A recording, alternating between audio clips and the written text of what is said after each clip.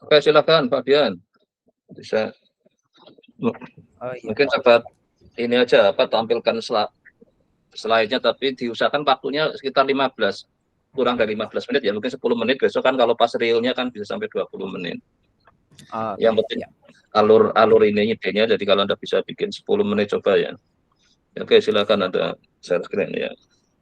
Mungkin saya mau presentasinya ini make PPT yang saya tampilkan di konferensi IARC itu Pak ya. Jadi nanti untuk kan waktu itu kita fokusnya ke audiens yang di ARC Pak ya. Nanti Hmm, untuk apa skripsi ini saya harapannya sih pengen ada penyesuaian masukan bagaimana iya. perbedaan antara konferensi dengan yang sidang skripsi ini gitu Pak ya. Kalau yang di konferensi sempat dapat feedback enggak? Di Ada konferensi yang itu karena audiensnya itu eh, dari pengakuan dari apa yang disampaikan sih nggak apa mungkin materi ini baru gitu Pak ya. Jadi kurang familiar untuk apa di dunia aktuaria dalam arti pelajaran di kampus. Mungkin kalau di UGM kan udah ada Pak ya. Tapi ya kalau kalau di pesertanya itu banyak kan dari perguruan tinggi apa dari industri? Saya dari kebetulan nggak perguruan tinggi datang Pak. perguruan tinggi. Oh ya. Uh, Sebenarnya saya pikir kemarin ya industri ada yang datang ternyata ya enggak ya tadi ya. Ya udah nggak ada apa tadi. ada Kalau yang perguruan datang tapi tinggi, cuma sedikit Pak. hmm, kalau perguruan tinggi ya tergantung tadi. Kalau dia kebetulan nggak ini memang biasanya nggak.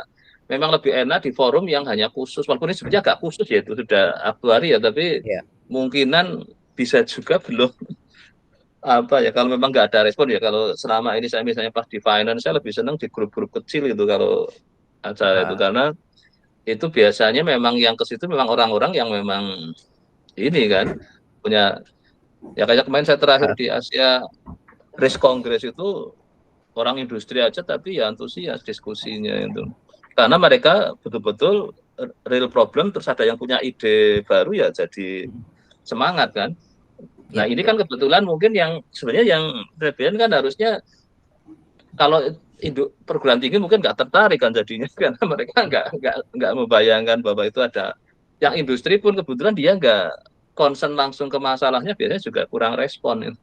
ya ya Ya oke lah ya nggak apa-apa ini tapi yang penting pada saatnya Anda nanti kerja sering karena besok tanggal berapa 23 kan saya turut bicara di depannya PE terkait escalating actually kompetensi. ya. Nah, mestinya yang kayak gini harus selalu mengupdate knowledge-knowledge baru kan. Jadi hanya jangan pakai yang as usual kan. Kalau yang sudah biasa dilakukan kan ya, padahal permasalahan sekarang makin kompleks kan.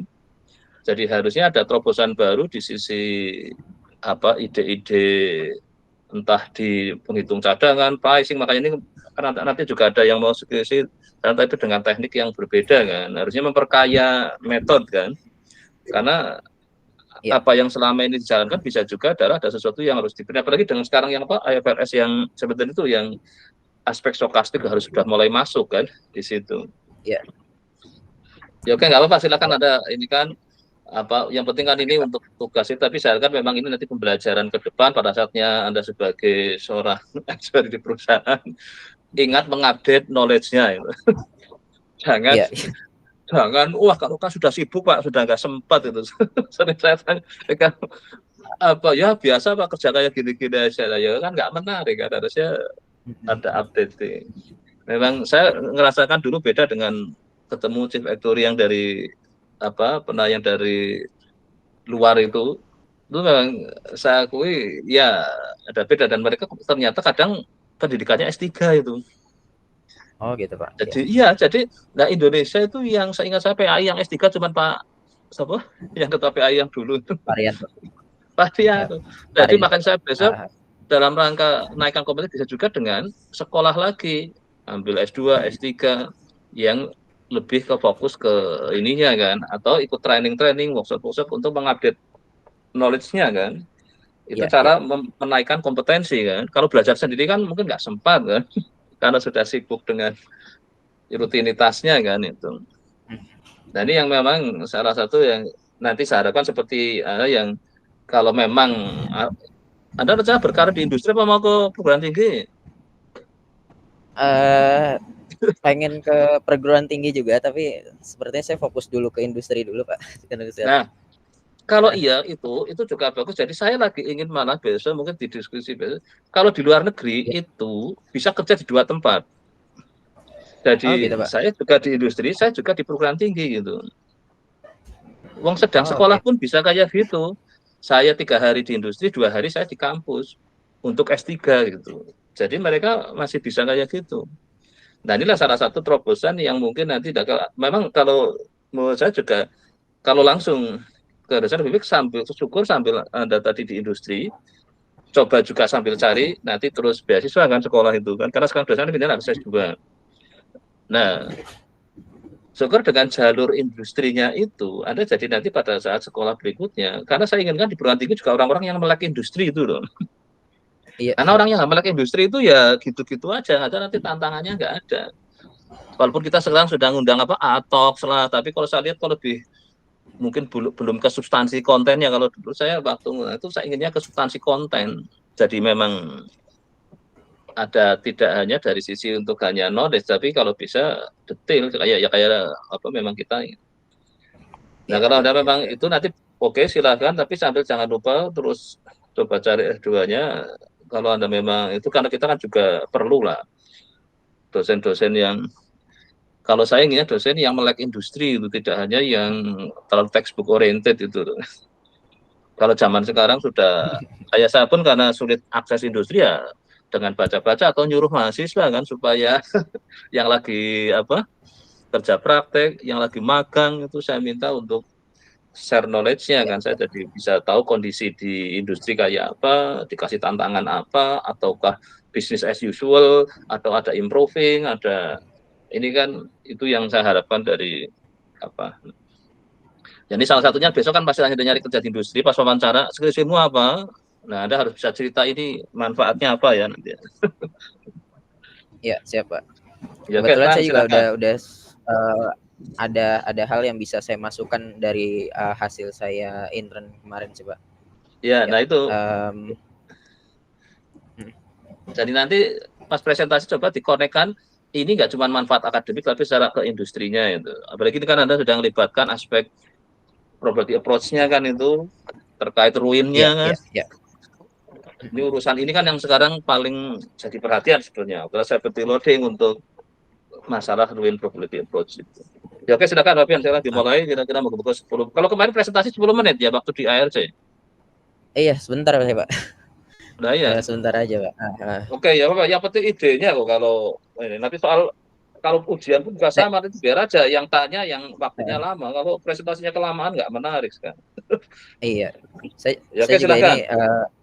gambaran besar sih, Pak. Ya, mungkin saya Ya, mulai aja, Pak ya. oke Oke. silakan. Nanti saya malah akan nyoba tanya loh ya. Jadi nanti saya akan coba jadi Ah, penguji loh ya. oke, siap. Ya, oke, Oke. selamat pagi Pak Gunardi. Dan kali ini saya akan mulai untuk menyampaikan hasil dari tugas akhir 2 saya yang berjudul Optimal Safety Loading Estimation Using Ruin Probability Approach, dalam arti estimasi safety loading optimal menggunakan pendekatan probabilitas kebangkrutan. Oke, pertama saya akan masuk ke dalam introduction untuk kita mengenalkan apa sebenarnya teori-teori yang melandasi perhitungan ini, dan nanti baru kita akan lanjut masuk ke dalam estimasi safety loading-nya. Oke, untuk kita mengenal dulu apa yang akan kita bahas, pertama kita perlu untuk mengetahui dulu apa itu surplus proses dan ruin teori. Oke, bisa dilihat di slide ini terdapat 2 gambar. Di gambar pertama itu menunjukkan surplus proses, yaitu proses daripada di mana surplus proses itu didefinisikan oleh Asmussen, yaitu perubahan reserve dari waktu ke waktu, di mana reserve ini berubah akibat dari adanya premi yang masuk dan klaim yang keluar. Nah, jadi akan fluktuasi seperti itu dengan diawali oleh U. U ini adalah initial reserve-nya. Dan untuk gambar kedua yaitu ruin theory. Sehingga kapan si surplus ini bisa kita sebut sebagai ruin atau bangkrut, itu didefinisikan oleh T saat nilai daripada surplus ini, daripada reserve ini itu menyentuh garis merah. Garis merah ini merupakan titik di mana nilai reserve itu bernilai 0. Dan kita notasikan waktu saat dia ruin itu disebut dengan T. Oke, berikutnya sebelumnya kita sudah kenali bahwa ada fluktuasi daripada premi dan klaim. Nah, berikutnya premi seperti apa yang akan kita gunakan dan apa model yang kita gunakan. Nah, itu menggunakan prinsip daripada expected value principle, yang mana prinsip tersebut bisa kita lihat pada slide di mana P didefinisikan sebagai 1 plus eta. Eta ini adalah safety loading ya, dikali dengan expected Y kali expected X, di mana Y ini adalah nanti bertugas sebagai frekuensi, expected frekuensi, dan expected X ini adalah severity. Ya, sehingga bisa kita definisikan bahwa expected Y kali expected X merupakan pure premium yang akan ditambahkan dengan safety loading, itulah premi yang akan kita gunakan.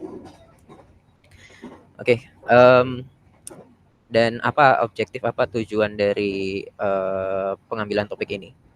Yaitu kita akan menghitung calculate safety loading untuk pure premium. Dan kenapa alasannya? Dikarenakan dari teori ruin itu sendiri, di dalam buku Bowers Actuarial Mathematics disebutkan bahwa apabila tidak ada safety loading, no safety loading, maka ruin atau kebangkrutan itu akan menjadi certain atau pasti. Dan ini adalah latest news yang diupdate pada tanggal 21 Juli 2023, di mana di berita tersebut disebutkan bahwa BPJS Kesehatan itu terancam defisit sebesar 11 triliun. Dan disebutkan bahwa iuran BPJS akan naik 2025 imbas dari akibat dari defisit tersebut. Nah, oleh karena itu perhitungan daripada safety loading ini itu bertujuan untuk membantu kasus-kasus seperti ini, di mana untuk perusahaan-perusahaan yang sudah defisit, maka kita perlu maintain besar premi agar defisit ini tidak terulang lagi. Ya, ini adalah contoh kasus yang mungkin dapat memberikan gambaran dari kita untuk melihat safety loading ke depannya. Oke, sebelum kita masuk lebih jauh mengenai ruin teori itu sendiri, bagaimana perkembangannya saat ini. Kalau kita lihat dari grafik ini mengenai publikasi daripada ruin teori itu bisa kita lihat meningkat sejak tahun 2000, meningkat signifikan hingga saat ini. Ya, mungkin dari publikasi ini bisa kita simpulkan bahwa sebetulnya ruin teori ini merupakan topik yang mulai hangat untuk bisa kita bahas dan mungkin kita bisa kembangkan di Indonesia ini. Oke, nah berikutnya kita akan masuk ke dalam fundamental teori. Ya, di mana sebelumnya kita sudah kenal bahwa ada surplus proses, dan sudah kita tahu bahwa ada model untuk preminya itu sendiri. Nah, dan bagaimana model yang akan kita gunakan? Yang akan kita gunakan adalah berupa model discrete time model yang dikenal juga dengan Kramer-Lundberg model, yang bisa kita lihat seperti ini, di mana UT, besar surplus di waktu T, itu akan sama dengan initial reserve ditambah dengan premi yang akan masuk dalam waktu discrete, P kali T dikurangi dengan ST. Dan ST ini bisa kita definisikan juga sebagai W1 tambah W2 sampai tambah WT. Dalam arti besar klaimnya juga kita hitung dalam waktu discrete, dalam pemetaan yang dalam interval waktu tertentu. Sehingga model discrete time model ini bisa kita lihat pada bagian yang terakhir, yang mana kita akan memversuskan, kita akan membandingkan nilai daripada P dengan W itu, nilai daripada premi dengan klaim di tiap bagian discrete-nya. Dan ya, sehingga bisa kita lihat bahwa kapan bangkrut itu bisa terjadi itu saat W ini lebih besar daripada P, yang hingga akhirnya bisa terjadi momen di mana UT itu akan di bawah 0. Oke, dan visualisasinya akan kita gambarkan seperti ini, Pak. Jadi diawali oleh U, dan pastinya saat pemegang polis itu melakukan penutupan polis di awal perlu adanya pembayaran premi, dan berikutnya untuk ke periode berikutnya dia akan pastinya mengajukan klaim jika ada di tiap periode pembayaran premi tersebut, dan hingga ke titik terjadinya pembayaran premi berikutnya juga terjadi lagi klaim jika ada gitu, berkurang. Ya ini ilustrasinya akan seperti ini terus-menerus hingga ke depannya. Oke, dan berikutnya definisi daripada ruin probability itu sendiri. Ruin probability itu sendiri terbagi jadi dua, ada infinite time horizon dan finite time horizon. Di mana infinite time horizon ini kita akan menghitung probabilitas kebangkrutan dalam jangka waktu selamanya atau tak hingga. Sebaliknya finite time horizon itu untuk kita membatasi peluang kebangkrutan hingga waktu T tertentu. Dan yang akan kita gunakan kali ini adalah ruin probability pada infinite time horizon, jadi pada periode waktu yang selamanya.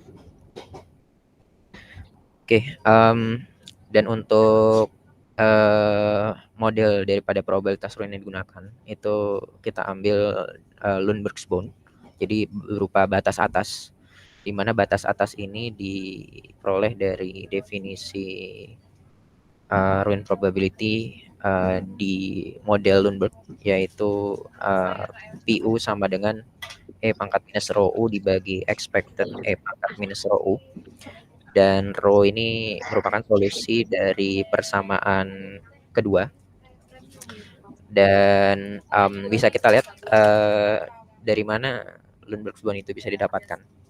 Dikarenakan UT saat bangkrut itu nilainya kurang dari 0 atau saat bangkrut itu pasti negatif. Nah, maka bisa kita lihat dari definisi probabilitas ruin, pembagi expected-nya itu akan positif. Maka si PU, si probabilitas ruinnya nilainya akan kurang dari E pangkat minus rho U. Nah, oleh karena itu bisa kita temukan ada batas di situ dari Lundberg bound-nya, yaitu berupa E pangkat minus rho U. Dan batas itu yang akan kita gunakan sehingga kita memastikan bahwa si probabilitas ruin ini tidak akan lewat di atas itu. Oke, dan berikutnya kita akan mulai masuk ke discussion, ke bahasan daripada model yang saya bangun, yang kita akan menghitung si safety loadingnya. Jadi ada dua model utama yang saya gunakan. Yang pertama ada collective risk model atau mungkin dikenal juga dengan aggregate loss model. Terus yang kedua ada collective risk model under risk diversity. Jadi kita akan bandingkan antara model yang risikonya homogen dan risikonya heterogen. Dengan initial reserve-nya ini kita bangun berupa unearned premium reserve UPR. Mengapa seperti itu? Dikarenakan dari pengalaman saya di industri, untuk pada tahap awal, pada tahun pertama pada tahun pertama dari pemegang polis, jika pemegang polis tersebut meng-cancel polisnya, maka nanti preminya akan dikembalikan. Dan cadangan apa yang bertugas untuk mengembalikan premi tersebut itu adalah UPR, unearned premium reserve. Oleh karena itu initial reserve kita start dengan UPR. Ya, dalam arti apabila terjadi pengembalian premi, maka UPR akan maka UPR ini akan menjaga, memaintain kondisi awal tersebut. Oke, dan kita lihat ada yang homogen. Yang homogen berarti preminya sama. Kita tidak bedakan dengan banyak kelas risiko. Sedangkan untuk risk diversity ini berupa sigma unearned exposure. E0 ini berupa unearned exposure dikali PI, dikarenakan ada banyak kelas risiko yang akan kita gunakan dengan premi yang berbeda-beda. Lalu nah, mengenai row yang akan kita gunakan. Jadi di sini kita akan menghitung safety loading dari Lundberg bound dari batas probabilitas ruin yang sebelumnya. Oleh karena itu perlu didefinisikan terlebih dahulu row-nya, di mana di draft yang saya buat sudah dijabarkan mengenai proofing daripada Lundberg coefficient approximation ini. Dan untuk homogeneous, untuk kasus risiko homogen, rho bisa diaproksimasi dengan deret Maclaurin deret Maclaurin yang 2 level atau 2 order Maclaurin series. Didapatkan bahwa rho itu bernilai 2 eta dikali expected W dibagi variansi W. Dan untuk under risk diversity, maka di tiap kelas risiko juga akan memiliki rho berupa 2 eta dikali expected W dibagi variansi W, dengan di tiap kelas risiko itu nilai rho-nya akan sama. Ya, kenapa nilai rho-nya sama? Karena surplus prosesnya akan terjadi akibat dari semua kelas risiko tersebut. Dalam arti surplus prosesnya satu, tapi fluktuasinya dipengaruhi oleh banyak. Oleh karena itu rho ini hanya ada satu nilai rho yang dihitung dari banyak kelas risiko. Oke.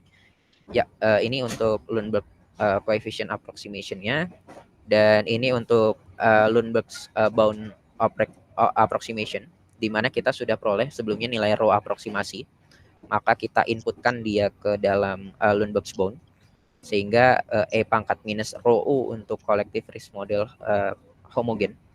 Setelah kita masukkan dengan U yang tadi unearned premium reserve juga, U-nya sudah UPR, rho-nya sudah kita definisikan, kita masukkan ke sini, maka kita mendapatkan batas daripada probabilitas ruin yang homogen, risiko homogen, yaitu E pangkat minus 2 eta kali 1 plus eta E0 per covariance W kuadrat. Dan untuk yang under risk diversity, maka probabilitas ruinnya akan berupa berbentuk sigma. Dan dikarenakan tadi rho-nya didapatkan dari nilai safety loading yang berbeda-beda, expected W-nya, expected claim-nya juga berbeda-beda, variansi beda-beda, maka rho-nya sementara saya definisikan sebagai rho biasa. Ya, namun nilai rho-nya pastinya akan sama untuk semuanya. Oke. Dan dari situ, dari persamaan sebelumnya ini, maka kita bisa dapatkan solusi untuk etanya. Ya, kita bisa dapatkan solusi untuk etanya, yaitu kita peroleh seperti ini untuk yang collective risk model yang risiko homogen. Dan ini didapatkan dari solusi persamaan kuadrat. Jadi dari Lundberg bound yang sebelumnya itu kita bisa bentuk persamaan kuadrat terhadap eta. Dan solusi persamaan kuadratnya seperti ini, kita ambil solusi yang positif, Pak, gitu. Ya, karena ada solusi yang negatif dan positif, pastinya eta itu akan positif. Ya, kenapa positif? Karena saat 0 itu ruin pasti terjadi, otomatis kita harus ambil yang positif. Lalu juga untuk yang under risk diversity, maka kita akan memperoleh eta yang berbeda-beda dengan bentuk seperti ini. Jadi di tiap kelas risiko juga kita bisa dapatkan etanya masing-masing gitu. Ya, dengan bentuk ada notasi tambah di situ SE dan SVAR, di mana SE ini merupakan jumlahan daripada expected claim dikali dengan unearned exposure-nya, dan juga SVAR itu merupakan jumlahan daripada variansi claim, variansi claim dikali dengan unearned exposure-nya. Ya, ini dia bentuknya. Jadi eta ini dipengaruhi oleh, bisa lihat oleh PU-nya, oleh si Lundberg bound-nya, oleh si batas probabilitas ruinnya, Pak, gitu. Oke, ini dia safety loading estimation-nya. Nah, sekarang kita akan masuk ke case study-nya. Sehingga kita akan membuktikan apakah betul si safety loading ini akan menjaga si surplus proses agar probabilitas kebangkrutannya sesuai dengan yang kita maintain, ya, kita jaga gitu. Dan saya akan membagi ke dalam 2 studi kasus, ada kasus simulasi dan kasus aktual, di mana simulasi ini nanti kita modelkan dengan model distribusi peluang. Aktual itu berdasarkan data. dan masing-masingnya akan kita lihat apabila preminya kita masukkan dengan Ruin Premium atau dengan Pure Premium. Nah, Ruin Premium ini berdasarkan safety loading yang kita dapatkan sebelumnya. Pure Premium itu berarti etanya kita buat 0 untuk membuktikan apakah betul bahwa eta 0 itu akan berakibat probabilitas kebangkrutannya bernilai 1. Oke, kita masuk dulu ke simulation case tadi. Ya, jadi saya asumsikan di sini saya buat asumsi berupa frekuensi klaim distribusi negatif binomial. Terus untuk severity-nya adalah distribusi gamma. Dengan saya buat unearned exposure-nya itu ada 100. Dan safety loading-nya 0. Jadi kita mulai dari simulation case Pure Premium. Ya, jadi saya simulasikan seluruh daripada klaim dan premi yang terjadi satu persatu seperti simulasi sebelumnya. Maka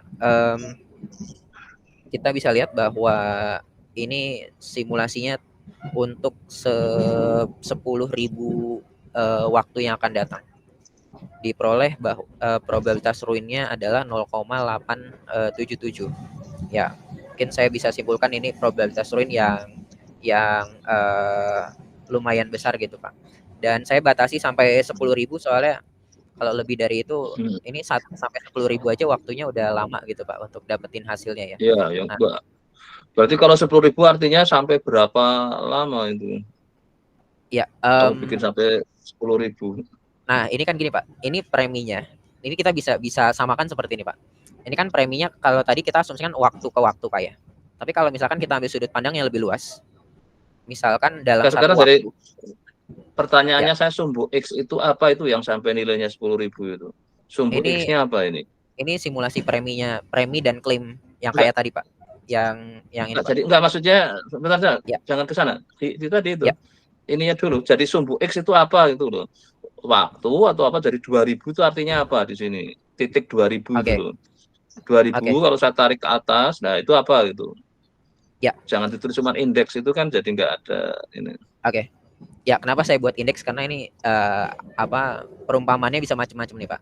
Nah, kalau saya ambil sudut pandangnya seperti ini.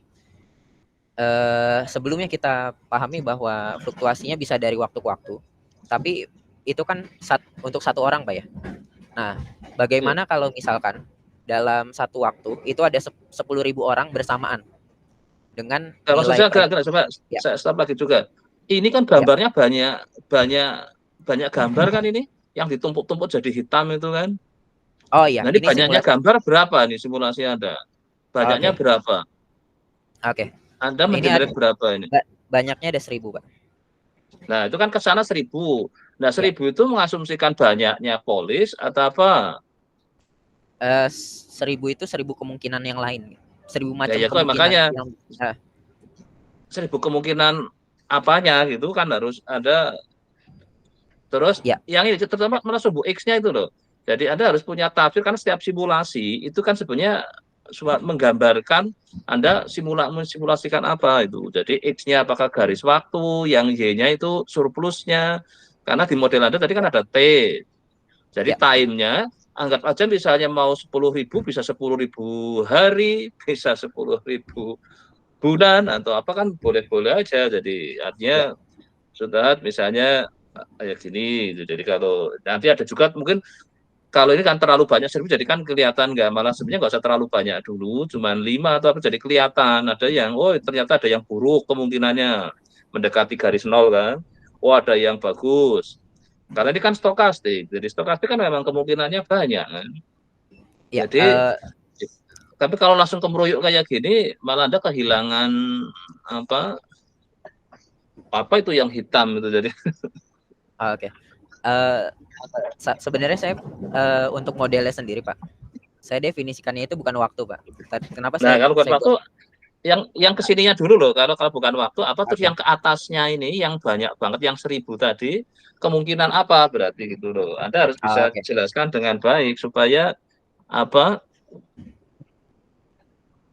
ya sebenarnya thread ke depan sekalian sebenarnya. Ada beberapa, ada waktu ini sekalian aja ya, karena ternyata sudah cukup panjang ini ya. Coba Ya. malah ke sebelum simulasi malah saya, karena simulasi adalah hasil dari modelingnya di depannya, coba ke modelnya. Ke slide awal Ya. Anda mulai kenalkan. Jadi kalau Anda mengenalkan suatu persamaan itu harus jelas lengkap bahasa matematiknya ya. Ya. Jadi U itu apa, PT itu apa, ST itu apa, T itu apa itu. Kalau T itu diskrit berarti kan 0, 1, 2, 3, 4, 5 ke sana. Kalau T itu kontinu berarti kan ngikuti apa bilangan real gitu kan Ya. misalnya. Jadi depannya lagi ada nggak tadi ya, kayaknya depan lagi ada nggak depannya. Ya. Jadi pokoknya setiap mulai mengenalkan suatu persamaan, lihat buku-buku kayak Statma tuh. Ya pokoknya kalau setiap mengenalkan suatu ini harus mulai menjelaskan T apa, terus U apa. Tadi kan Anda mengatakan kan, terus ini Anda kutip dari mana itu? Kan bukan bikinan Anda kan ini, atau bikinan Anda? Tadi saya udah nyebut dari Bowers, Pak. Nah, tuliskan di atasnya. Jadi ini untuk mendisiplinkan kebiasaan bahwa apa yang saya katakan itu adalah apa dari siapa di bawah mesti kan ada penjelasannya kan dari apa lebih baik langsung dimunculkan di sini itu akan contohnya di sini. Jadi T tilde adalah UT kurang dari 0 minimum T di mana UT kurang dari 0 artinya dia posisi untuk apa ini kalau UT kurang dari 0 bangkrutnya itu kan. Nah, ini ada ngasih ilustrasi dalam bentuk gambar itu kan. Ya. Jadi minimum waktu sampai dia sudah mau ke bawah 0 gitu kan. Ya. Nah, inilah Anda kasih ini kan jadi pada posisi ini adalah posisi bangku. Jadi pada saat Anda sambil ngomong tapi ini akan lebih mudah kalau Anda mengatakan kan bisa ada yang mungkin sudah lepas ya kayak misalnya kadang kan bikin persamaan kan langsung ini apa kan kadang gitu. Oke, nanti ini nggak apa-apa. Ini karena jadi Anda nanti bisa mengurangi banyak yang Anda harus katakan. Jadi saya lihat jadi mulai agak lama kan. Karena kalau Anda langsung ini bisa udah bisa, yang penting udah paham, mungkin langsung ke coba berikutnya, slide berikutnya. Slide berikutnya.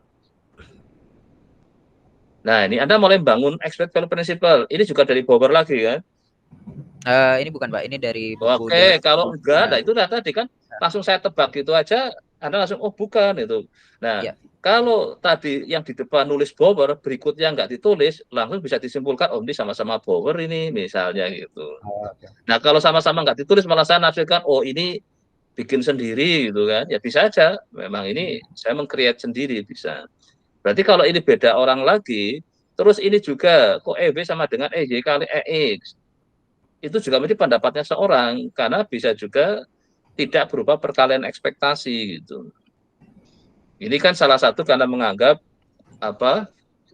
Kan ada juga yang tetap EW gitu misalnya.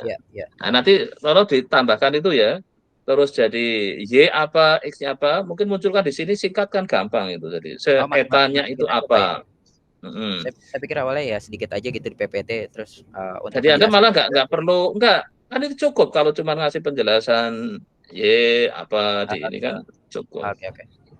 Terus nggak usah jadi Anda mungkin nggak usah terlalu lama di sini, malah nanti menariknya pas yang discussion malah saya itu tadi sebenarnya berharapnya lama di sana. Karena kalau di sini Anda sudah ngasih tadi keterangan sekalian eta itu apa, Y apa, lebih memudahkan Anda jadi di sini nggak usah berlama-lama. Tes masuk gitu. Terus saya lebih tertarik sebetulnya maunya discussion-nya. Makanya tadi pada saat terus slide berikutnya. Nah, ini oke, ini kan masuk. Jadi ingin menghitung itu, oke. Terus ini salah satu yang menarik juga Anda memunculkan ini betapa bahayanya apa keadaan di mana. Ini lumayan dia bisa memprediksi. Akurat enggak kira-kira ini? Bisa juga enggak akurat. Enggak tahunya sebelum 2025 sudah bangkrutnya itu. Ini kan asumsi dia hitungannya saya nggak tahu tenaga ahli di BPJS-nya memprediksi kan di 2025 kan dia mulai akan defisit. Bisa lebih cepat loh karena ada peristiwa apa ini? Perang yang ini itu bisa di luar dugaan bisa lebih cepat. Nah, ini kan pada saat dia memodelkan ini juga apa? Masih ini enggak Karena beberapa kasus kan sudah mulai bangkrut lebih awal lah. Mungkin dengan model Anda bisa memprediksi mungkin lebih cepat ini. Misalnya kayak gitu kan. Jadi ini 2022 kan masih lama kan. Kayak Iya. seolah tenang, padahal sebenarnya situasinya sekarang bisa aja mulai yang BPJS klaimnya makin banyak kan. Banyak orang-orang sakit kan sekarang dengan adanya climate change ini. Suhu yang makin panas. Oh, ini banyak orang mungkin kena virus, kena infeksi, kena ini kayaknya makin ini ya. Dia waktu memodelkan ini juga ini salah satu yang sebenarnya yang tadi Anda bisa untuk mengatakan harus hati-hati loh, nggak sesederhana ini bikin ini. Karena kalau terjadi lebih cepat apa yang terjadi? Bangkrut kan BPJS kan. Pemerintah harus nutup kan defisitnya itu. Kalau ternyata melesetnya ke belakang, itu nggak apa-apa kan, malah terlambat kan. Tapi kalau terlalu cepat, itu bisa membahayakan kan. Nah ini orang ya contohnya yang beberapa ya sekarang orang banyak mengalami bangkrut lebih awal karena tidak memprediksi bahwa tidak mungkin bisa cukup itu cadangannya sudah. Oke, ini Anda mengangkat ini saya kira sudah bagus, memasukkan tambahan ini. Terus jadi ini kan kembali ya rumus-rumus tadi. Ada beberapa kalau memang nanti kan akan keluar berkali-kali sudah nggak perlu di sini kan. Oke. ST sudah tahu di depan apa ini yang sudah. Nah ini kan ada mulai melalui sini kan. Ini T adalah waktu. Nah UT surplusnya. Nah tapi pada saat saya tanya tadi yang pas simulasi, Anda mengatakan yang sumbu T-nya indeks. Nah indeks itu indeks waktu atau indeks apa gitu. Tapi kalau melihat model Anda tadi di gambar yang tadi loh ya, itu T adalah waktu. Jadi Anda harus consider aja bahwa ini saya juga ini T adalah menyatakan ini kan waktu kan ini. Terus ini UT adalah karena model Anda UT. Jadi surplus yang depend on time kan, tapi Anda main di discrete time-nya. Kalau Anda bermain di continuous itu U dalam kurung T. Itu lebih sulit lagi sudah. U dalam kurung T artinya bermain di yang stokastik tapi yang continuous time. Nah, ini ada discrete time kan. Jadi maka discrete time bisa digambarkan dengan kayak tadi 1 2 3 sampai 10.000 nggak masalah. Tinggal itu mau mengatakan itu 10.000 hari atau 10.000 bulan itu terserah. Tergantung pada saat ininya. Nah, ini yang nanti ini saya hanya ya supaya untuk percepat aja ya karena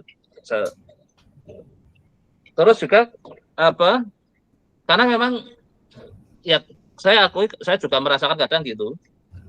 Saya kenapa kalau presentasinya juga kadang menghindarkan kenapa saya cenderung orangnya banyak ngomong jadi tahu-tahu saya itu lama akhirnya ternyata waktunya lama kan ya kan jadinya saya makan tadi aduh ini kayaknya Fabian ini kena kayak saya juga mungkin ada kan sering kuliah saya kan gitu kan lagi pas materi tertentu saya lama banget di situ malah kadang melenceng kemana apalagi ada isu baru kadang saya kan maunya kontekstual sering kalau ngajar kan jadi kalau baru ada peristiwa langsung saya sangkutkan mesti tapi akibatnya jadi walaupun mau berangkat ngajar nonton TV ada berita kayak ini kayaknya ada kan saya juga tahu itu nyangkutkan yang baru berita kemarin kan yang mengatakan BPJS akan bangkrut di 2025 kalau nggak ada penambahan iuran kan itu kan apakah ini hanya untuk pemanis supaya ada alasan besok naikkan iuran itu. Jadi itu bisa juga hanya untuk psikologi warning kan misalnya. Tapi jadi memang saya juga termasuk orang yang sering kadang makanya saya kalau disuruh presentasi saya hindarkan saya punya slide banyak itu. Karena kalau nanti banyak mesti nggak akan kekejar. Saya makanya biasanya itu nanti banyak ngomong nanti saya modelnya berupa link nanti silakan diklik ini masuklah ke yang lebih jauh tadi bisa juga saya linkkan ke buku digital sekarang saya kemarin terakhir karena dikasih waktu cuma 2 menit ada pembicara berikutnya kan bisa nggak sabar karena kan namanya itu kalau langsung pembicara 3 langsung maju di depan semua itu nah kan saya harus akhirnya saya ngomong ini kalau diklik slide saya nanti akan masuk bisa ke buku, bisa ke paper, bisa ke mana silakan kalau yang ingin tahu lebih jauh karena di waktu ini terlalu sempit saya bilang. Saya hanya ngomong nanti di sini intinya kayak gini-gini. Maka tadi saya coba kepikiran supaya menghindarkan karena Anda termasuk tipe yang senang menjelaskan banyak makanya tadi saya katakan Anda ya memang cocok kayak untuk dosen kan kalau nanti Anda di industri langsung di-cut mesti sama bosnya. Nah nggak tahu Anda sudah merasakan belum kemarin waktu magang itu sempat nggak bosnya nggak sabar gara-gara ada jelasinnya kelamaan. Oh, enggak sih Pak. Udah cukup biar bisa. Kalau bosnya lagi sibuk, kalau bosnya kebetulan juga nggak sibuk, mungkin langsung aja didengerin. Kebetulan saya biasa diskusi sama tim kecil sih Pak, nggak sama tim Oh, gitu. nggak sampai Jadi bos besarnya gitu ya. enggak, saya belum sampai Jadi ke sana. yang kira-kira waktunya nggak Iya. sibuk kan. Tapi kalau orang untuk ketemu orang sibuk itu harus betul-betul harus efisien itu. Nah saya pernah ya ketanggar gitu di forum yang kecil, ternyata di situ banyak orang-orang industri tapi yang memang yang kelas atas kan. Itu semua tegas sekali ngomong harus ininya harus jelas, nggak boleh melebar-lebar lah, nggak ini. Cukup misalnya gitu. Nah, nggak apa-apa, jadi Ya. ya Anda masih belajar bagaimana mengendalikan memanage waktunya karena Anda mesti ingin menjelaskan sejelas-jelasnya kan maunya gitu. Iya Pak. Nah, maka ada beberapa itu bisa juga caranya dengan bantuan dikasih link. Kalau untuk menghindarkan Anda jangan terlalu ini nanti terus, atau di sininya jadi lumayan penjelasannya ada. Jadi supaya kayak tadi langsung ini ilustrasi waktunya karena waktu diskrit bisa sampai seberapa. Terus kemungkinannya kan karena ini adalah probabilistik kan bisa banyak kemungkinan kan. Maka Anda ngasih kemungkinannya 1000. Jadi langsung dijelaskan di sini aja. Saya pakai ininya menjadi adalah 1000, waktunya saya buat sampai cukup panjang misalnya. Oke. Misalnya kayak gitu. Unit apa? 10.000 unit satuan waktunya mau hari boleh, mau apa kan terserah. Ini namanya simulasi ya. Tapi dari situ tadi sudah bisa bayangkan, oh ini gamma, theta 2 sama alpha 3 itu Anda bayangkan seperti apa. Ini kan yang apa tadi yang ini ya kayak kayaknya ini yang frekuensinya yang Y kan. Jadi itu juga pilihan ini itu ada reasonnya kan. Kalau tidak kosong, nggak binomial, nggak ini kan misalnya kayak gitu kan ada. Tapi oke, jadi ini apa memang untuk di waktu-waktu yang sempit. Nah besok kan ujian kan waktu sempit kategorinya. Saya jadi kalau kadang mimpin ke ujian itu, kalau ada masalah langsung saya stop, mana udah percepat. Nanti lebih baik lama didiskusi saya bilang. Karena apa? Kalau dia sudah wah slide-nya banyak banget, saya paling nggak suka dengan orang presentasi kok banyak banget itu. Karena kita yang penting sebenarnya idenya tersampaikan dulu, apalagi ujian ya. Nanti kan ada diskusi kan, ada tanya jawab kan itu. Kalau Anda habiskan nanti waktu ujian sudah nggak ada penanya kan. Ya sebenarnya itu saya kadang wah ini trik ini biar pengujinya lengah kan waktu sudah habis itu. Nah saya kalau jadi ketua penguji selalu usahakan saya nggak lengah, kalau lengah nanti tahu udah setengah jam lebih ini hanya presentasi kan. Terus juga ini ada yang kalau jawab lama sekali, jawab lama kan otomatis apa menghabiskan waktu kan. Jawab to the point. Wah, ini kayak gitu. Tapi memang bisa berdampak jadi yang diuji jadi grogi kan. Karena dia kan lagi ingin apa kesana kemari itu kan. Jadi karena besok ada persiapannya mau ujian, kondisinya kan beda dengan sudah tahu pengujinya siapa aja ya besok ya? Udah Pak. Ya. Siapa aja yang main ya? Saya agak lupa itu. Pak Roni, Pak Restu sama pembimbing 2. Nah ya kan berarti paling nanti Pak Roni yang lama, makanya Restu mungkin ya oke lah, mungkin nanti ada pertanyaan. Biasanya yang agak produktif pertanyaannya Pak Roni mungkin, tapi biasanya yang muda dulu kan, nanti Restu nggak tahu nanti dia nanya di wilayah mana. Tapi nanti mungkin yang Pak Roni yang agak bisa. Kalau pembimbingan biasanya nggak, paling saya nyambangnya agak lebih fokus ke mana gitu kan. Tapi kan kita nggak boleh membantu terlalu jauh kan, karena kalau pembimbingan nggak nanya. Jadi lebih bagaimana supaya bimbingannya apa ya tadi tidak grogi, kalau mungkin ada ini mungkin membantu tapi secara tidak langsung biasanya. Ya oke ya, saya kira karena ini saya terus mau ke kampus mau apa kuliah jadi. Tapi ada yang mungkin ingin disampaikan lagi? Oh ya mungkin di kasusnya aja, ini yang simulasi ya, nanti coba di kasus. Sekarang sama sih kasusnya aja. Sama Pak. Jadi pertama saya itu dari data itu saya hitung dulu untuk safety loading. Jadi saya hitung safety loading saya punya data, saya bagiin jadi kelompok risiko berdasarkan kategori kelompok risikonya itu berdasarkan karena ini asuransi kendaraan. Jadi ada merek, ada umur tahun kendaraan, ada dan lain-lain, itu saya bagi. Terus setelah saya bagi, saya hitung safety loading masing-masingnya pakai rumus yang tadi. Nah, dan saya dapatkan ini ada maksimum safety loadingnya sekian, minimum safety loadingnya sekian, rata-rata sekian. Itu berdasarkan ada 2 probabilitas ruin, ada yang 1%, ada yang 10% gitu. Probabilitas kebangkrutan 1%. Berarti ini yang ruinnya ini yang pakai ruin 10% ini. Bukan ROW, Pak, tapi PU, Lindbergh Bound, batas atas probabilitas ruinnya. Batas atasnya 10%. Dan ini yang 1%. 0,11% apa? Anda ngitung apa ini? Ini safety loadingnya, Pak. Si etanya. Safety loadingnya. Ya. Berarti masih posisinya kalau ini masih aman di bawah batas ininya. Jadi dengan adanya ibarat gini, Mas, misalnya kita dapat expected claim-nya 100.000 misal. Safety loading-nya misalkan 5%, berarti preminya itu 105.000. Gitu. Nah, ini si etanya penambahnya hanya sekian, hanya 0, sekian persen. Ini yang etanya, ini yang ada. Safety loading etanya ya, safety loading-nya tadi ya. Ini jadi ini nambah 11%, 0,11% kalau ruinnya 10%. Kalau ruinnya diperkecil jadi 1%, maka membutuhkan lebih besar. Ya, betul. Ya kan, logikanya kan, karena saya ingin cari aman biar peluang ruin saya kecil mungkin, maka dengan masang space ini jadi besar. Tapi resikonya jadi premi mahal kan itu kalau di sini ya jadinya ya. Iya. Iya kan, karena atau enggak kalau ingin sekian ya, Pak. Ya kalau misalnya tidak dipremi berarti harus punya cadangan modal istilahnya kan, kayak dari sendiri untuk nutup lah gitu. Kalau memang enggak ya harus dibebankan ke konsumen kan bisa dengan cara nambahkan premi. Tapi kalau tidak beban ke ini kan berarti harus kayak ada dari mungkin sumber profitnya yang harus dikasih untuk itu kan, ganti itu kan. Biasanya kan itu mainnya kan. Wah ini kalau saya naikkan jadi terlalu mahal, maka saya harus lebih baik saya ngurangi profit misalnya kan. Jadi bisa main di situ.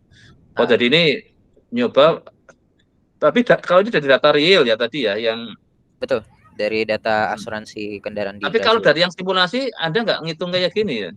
Enggak, saya langsung modelin frekuensinya apa. Jadi homogen gitu, risikonya homogen gitu, Pak. Makanya saya buat ada homogen, ada heterogen, karena homogen ini saya pakai untuk yang model. Karena di sini malah Anda safety loading-nya kok 0 itu loh, saya lihat ini. Yang etanya kan 0 ini. Yang disimulasi. Nah, ini. Ini untuk ngecek yang pure premium, apakah dia betul nanti ruin probability-nya bakal hampir 1 gitu, Pak. Iya. Jadi oke, jadi kalau pakai rumus gini, Pak, jadinya. Enggak. 0,096 ruin probability di kanan bawah, Pak. Iya, ini yang 6,4% ini. Ya, 6,4%. Ini dari yang simulasi dengan asumsinya X-nya gamma, Y-nya negatif binomial. Kalau yang studi kasusnya itu, Anda sempat ngecek X-nya apa, Y-nya apa dia? Distribusinya ya pasti ngecek, Pak. Distribusinya negatif binomial sama macam-macam sih, Pak. Saya nyoba banyak distribusi. Jadi kelas risikonya itu benar-benar saya cekin distribusinya yang paling fit apa gitu masing-masingnya. Nah, tolong ditambahkan di sini ya, karena di depan Anda nyebut distribusi, pas waktu studi kasus kok Anda nggak nyebut itu. Karena kelas risikonya ada banyak, pada ratusan gitu. Ya minimal Anda keluarkan 1-2 sebagai kayak ilustrasi atau contoh lah gitu. Okay. Karena di depannya Anda nyebut distribusi, setelah main data nanti, makanya tadi kepercayaan saya jadi Anda ngecek dengan berbagai kemungkinan itu misalnya. Iya. Jadi biar konsisten itu loh. Jadi kalau misalnya saya mau contoh ini ya, kasihlah yang kebetulan pakai negatif binomial sama pakai gamma misalnya. Tapi kan alfa betanya beda mesti kan? Iya. Iya kan, karena Anda ngestimate dari data kan. Kalau yang tadi kan karena simulasi kan kita malah masang alfa betanya. Nah, kalau Anda bisa perlihatkan satu aja kasus yang kebetulan sama dengan yang Anda simulasikan, itu akan terkoneksi dengan baik dengan studi kasusnya itu. Walaupun Anda mungkin nyoba, soalnya saya tahu presentasinya bakal lama gitu, Pak. Makanya saya kurang-kurangin di sini. Bukan itu, cukup nyebut aja. Di gitu, sini yang studi kasus, alfanya sekian, betanya sekian dari data. Iya. Terus negatif binomialnya itu nggak banyak waktu itu. Asal Anda jangan terus terpancing jelasin cara ininya gitu. Ini hanya masalahnya kalau saya lihat Anda itu, ya saya juga hampir sama kayak gitu. Saya juga kalau saya sering kena cut moderator itu.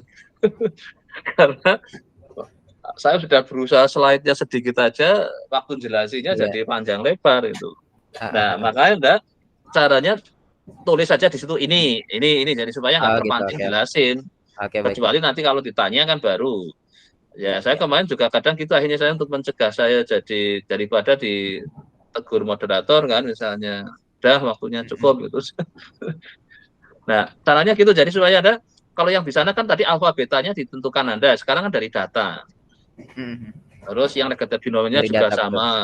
Ya. Nah, syukur Anda sampai memperlihatkan ini salah satunya kenapa negatif binomial, karena diuji benar dia frekuensinya itu fit dengan, artinya cocok dengan negatif Ya. binomial. Ya. Terus yang untuk ininya, nah, kalau gitu lebih keren gitu. Jadi ada antara simulasi dengan studi kasus itu terkoneksi gitu.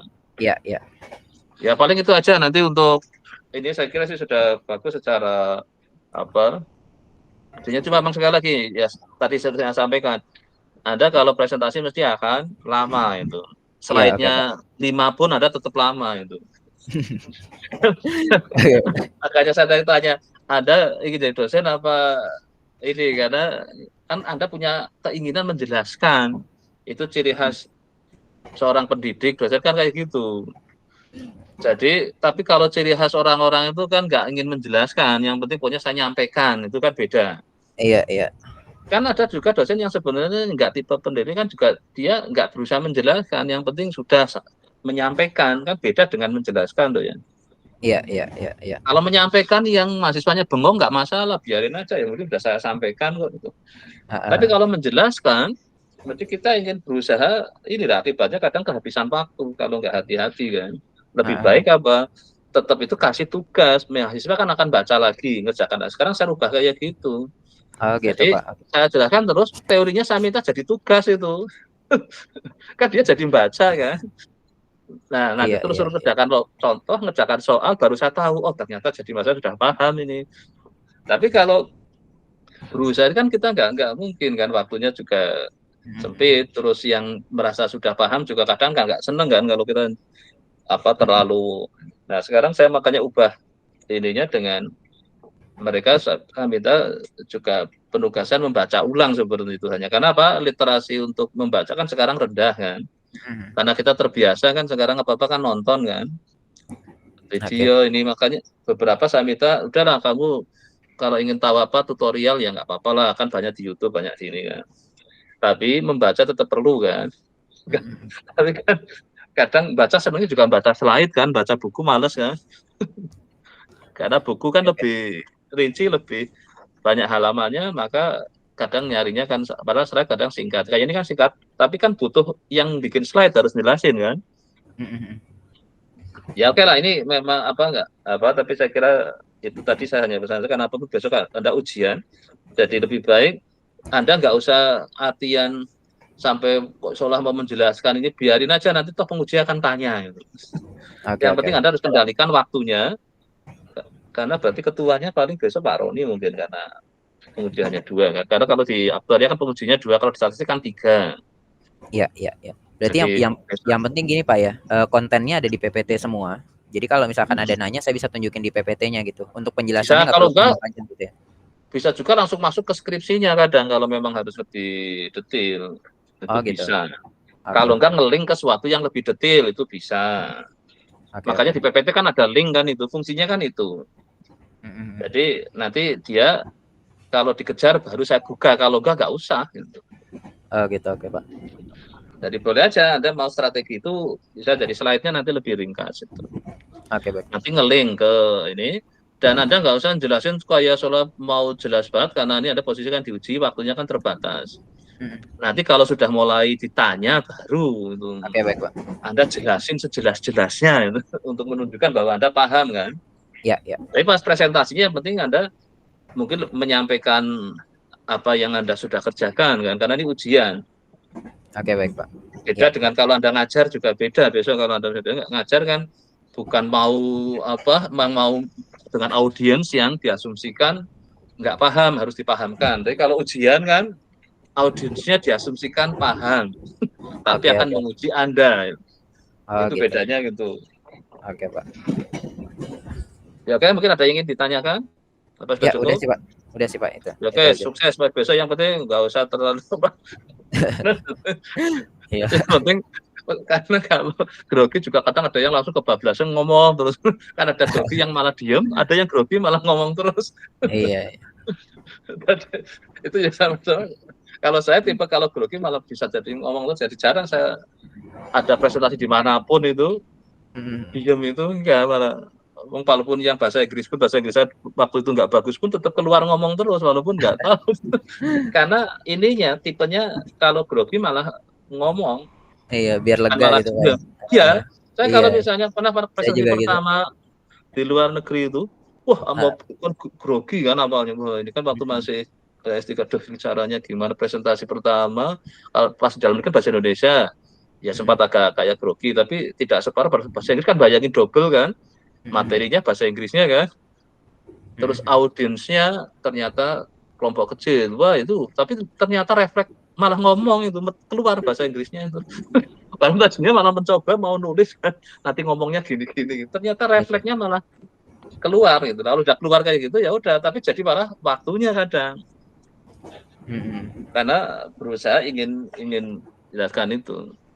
Tapi apa ini apapun Anda kan sudah pengalaman kemarin ikut ARC, tapi kan nggak ada yang nanya ya, mungkin nggak ada yang. Iya. Kalau ini besok situasinya ujian, jadi soal nanti seefisien mungkin. Intinya kan ya ya kalau lulusnya saya akan lulus, tapi lulus dengan baik gitulah. Oke, baik Pak. Lulus dengan terbaik gitu kalau saya ini kayaknya, maka pada saat ujian suasananya dibikin enak dan kalau Anda jelasin usahakan seefektif mungkin di apa wong ini kan ke penguji sudah puas ya sudah kan, kalau masih nggak puas kan dia mesti nanya lagi itu aja, jadi Anda nggak usah terlalu panjang jelasinnya, kalau pengujinya sudah masih ngejar ya kita layani, kalau enggak ya sudah gitu.